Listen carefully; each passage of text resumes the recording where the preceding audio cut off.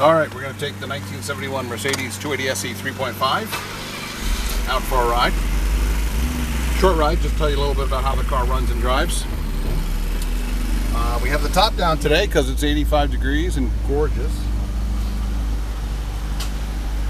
So this car was built, according to the build sheet, which I do have, was built in November of 1970. So it was a late 70 build, but it is a 71. Mercedes had already turned over and started producing the 71s. It came with kind of all of the usual options that they did back then, including the Becker the Bear air conditioning system. It does work, and it is on the original R12 refrigerant, and it'll keep you plenty cool if you got the top up. All of the instruments and everything in the car works, and it's just really a beautifully done and well-sorted car. I bought it from a guy out of Wisconsin, and really bought it with the intent of showing it at several shows this summer, and then we all know what happened with COVID-19. So it's just kind of sitting in my garage, and it's got 70,000 original miles on it, just rolled over to 70. I've put probably 120 miles on it myself within the last 10 days.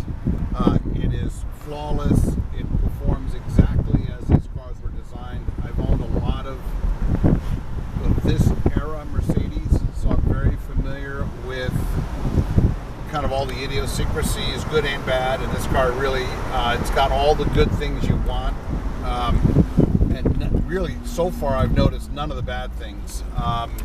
It's got the Town & Country horns, they both work, which I'll give a quick demonstration here.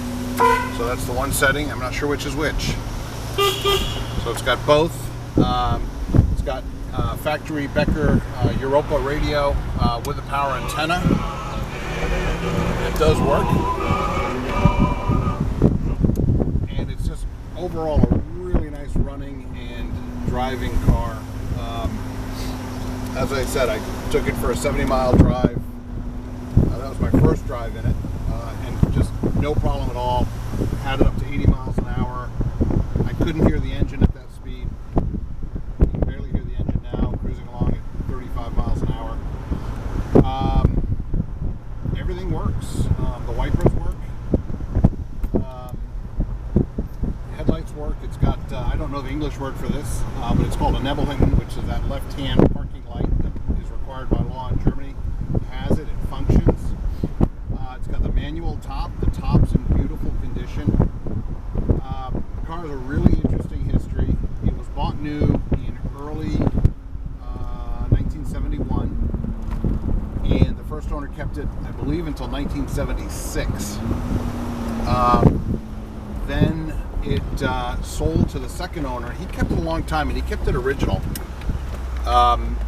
He drove the car and then sold it to Mark Hyman in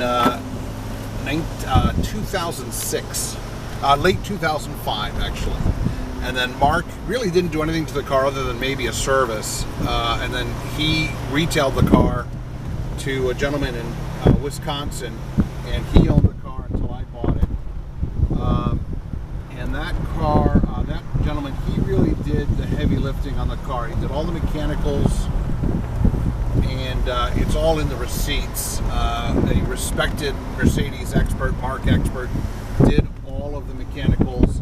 He also maintained it every year. He'd bring the car in for service just to make sure everything was dialed in. He really bought the car to drive it. He'd put on miles every week, park it carefully in the winter, store it properly, and again, just took absolutely incredible care. He really intended to never sell the car. And then he, about 2 years ago, he brought it to the Last Detail, and they're out of Chicago. They're a phenomenal shop. I highly recommend them. And the Last Detail did the cosmetic restoration. They got the original leather, actually a higher quality leather, but it's the original design. All the wood was done. We have the receipts for the wood. The car was repainted in its original medium red. There was no rust repair. The only spot on the entire car that had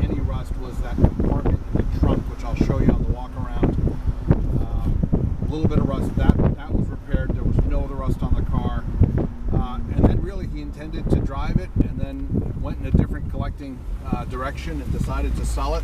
And I was lucky enough to make contact and get the car. And I think, as I indicated, my intent was to show the car.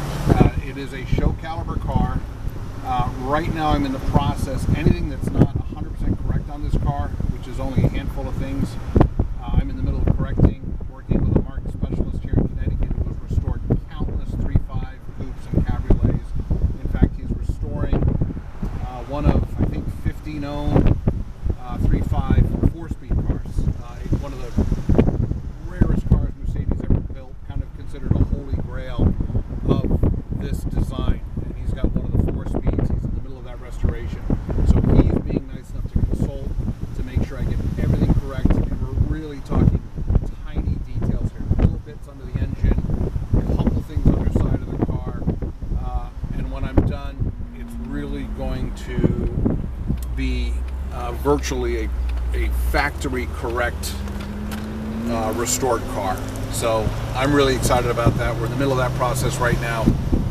Going to have it finished in the next couple of weeks, and then that's going to be it. So it's a beautiful car, performs flawlessly. The temperature, it locks in right at 180, which is where it's supposed to.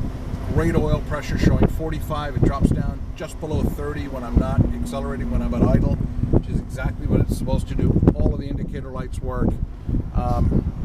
It's just a marvelous car. Just everything about it, both driving and the quality of restoration. It's rare to run across a car that you can drive and enjoy and show and expect to win a high quality, a big time award.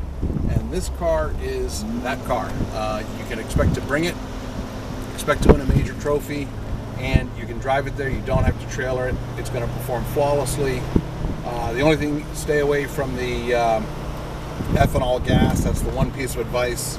I've not had the problem with this car, but they do tend to vapor lock if you put ethanol. So just avoid ethanol fuel. And that's really it. That's all I have to say. It's a beautiful car. I love it. Nothing much to nitpick on it at all. Thanks.